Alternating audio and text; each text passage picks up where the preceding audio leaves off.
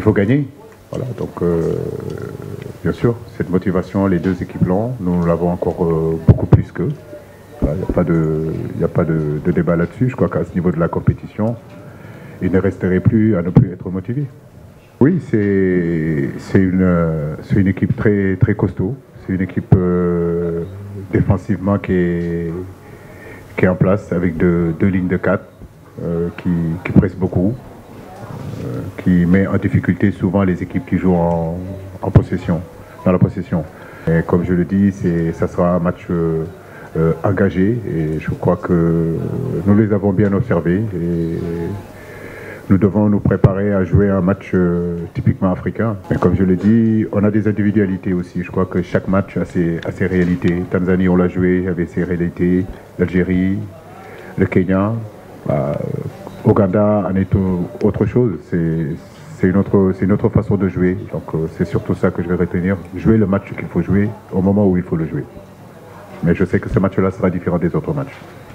Il y a des anciens joueurs, des anciens gloires, des journalistes ici. Ce débat est posé. Pourquoi le Sénégal ne gagne pas avec tous les talents qu'on a connus depuis les indépendances jusqu'à aujourd'hui. Mais comme j'ai eu à le dire dans le passé, gagner ne se décrète pas. Il faut du temps, c'est un processus. Et ce processus, on est en train de le mettre en place.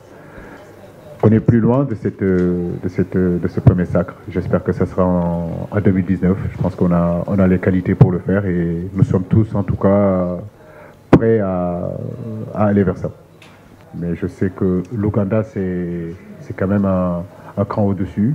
Ils ont des individualités intéressantes. Mia, c'est un très bon joueur. Kadou, c'est un super joueur. Ocho, c'est un garçon intéressant aussi.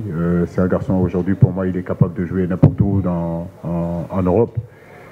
Ils sont très structurés, comme je le disais tout à l'heure, très, très costauds, surtout défensivement. Salif Sané s'est entraîné normalement.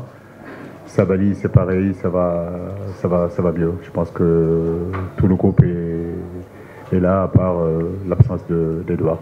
Oui, Pape, c'est un très bon joueur. Je crois que dans la philosophie que j'ai voulu mettre en place, il était important que dans nos sorties de balles, qu'on soit beaucoup plus propre.